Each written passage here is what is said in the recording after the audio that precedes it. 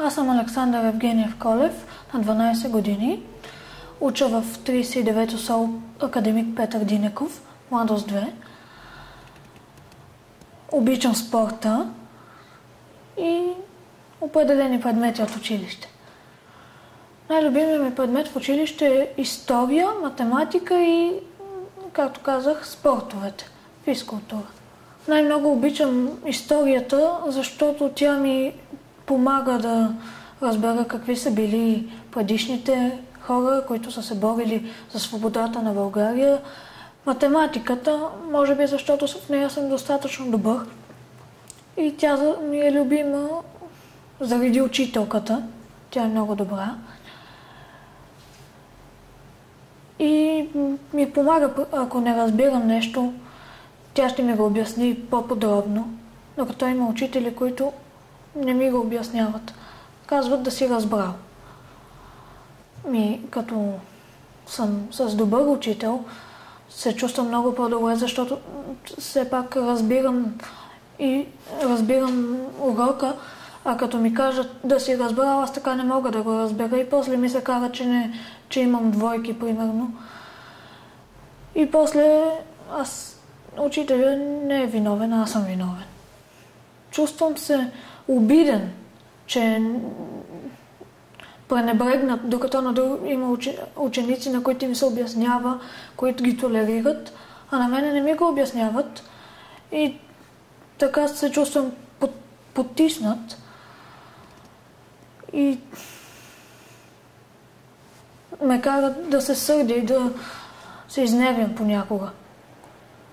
Като бях в 4-ти клас,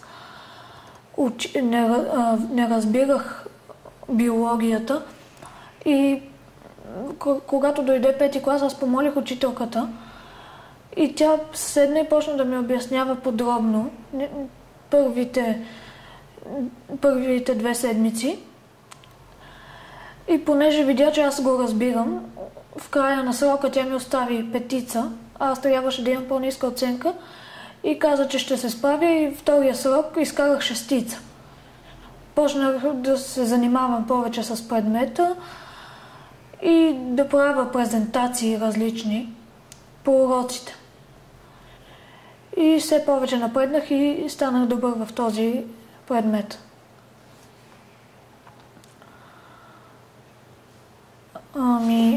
Има още нещо. Примерно в историята, където учителката ми помага. Ние ходихме на олимпиада. Аз и още едни ученици от класа ходихме на олимпиада по история.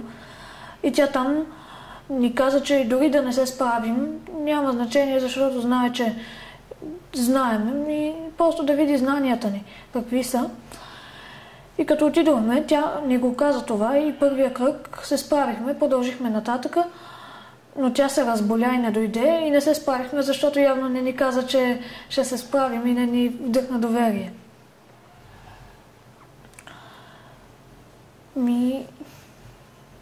Учителката ни по английски език е много лоша. Аз английски език не го разбирам. И я бях помолил да ми помогне малко.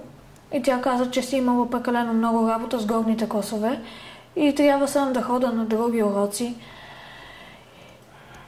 и да си го науча сам. И после, когато аз в края на годината попитах защо ще ми остави 4 за края на годината, след като аз бях учил, и тя каза, така е, когато не учиш, защото аз бях учил у нас и тя каза, ти не го показваш, че учиш, аз дигам ръка, когато нещо не знам, тя тогава ме изпитва.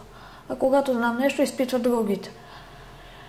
И тя така също не ме толерира и аз не разбирам английски език, сигурно заради учителката.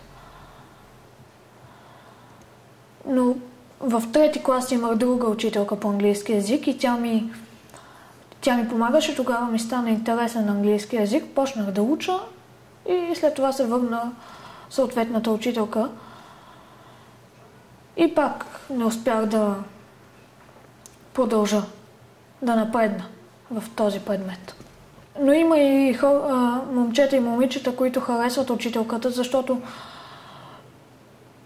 те знаят и ходят на допълнителни уроци по английски язик и само тя ги изпитва, защото вижда, че са по-напреднали.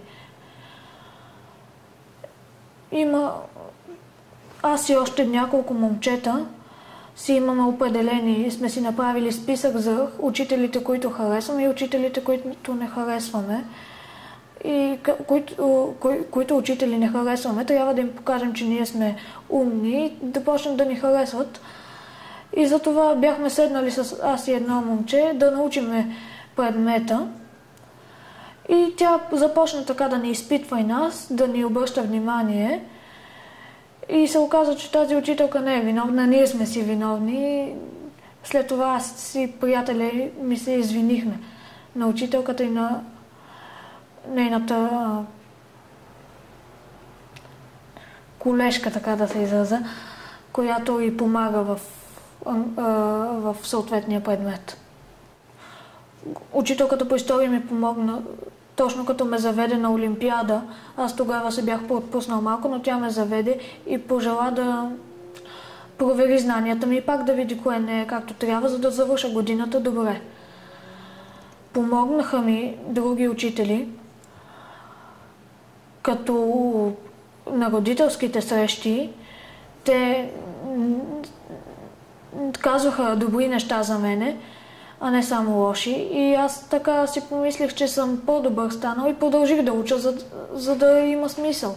Ако учителя изпитва примерно и чувства към ученика и ученика ще толерира учителя и учителя ще толерира ученика. Добър ученик е този, който се отнася добре към учителя, към предмета, по който учи, който си учи уроците, който не отделя цялото си време само за учене и играе, не зубри като някой, който учи целия материал наизуст.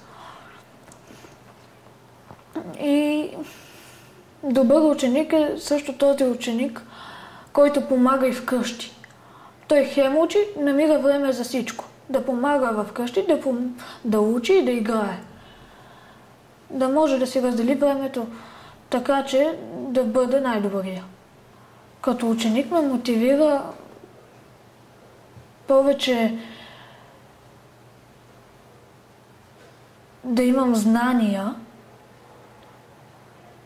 и да натрупам опит.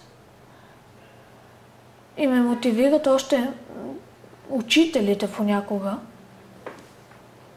Когато ми кажат, не както учителката по английски ми каже, ти за нищо не ставаш, а ми каже, примерно, ти си много добър, продължавай в този дух и такива неща. Не да на тинейджърски език да ме сдуха някак, да не мога после да кажа нещо, а да ме зарадва. Да ми каже, че аз съм добър, че има смисъл да продължа. А като ми каже, че за нищо не ставам, аз съвсем губя желание да уча по съответния предмет. И намазвам и учителя, и напук му права и като не уча. Това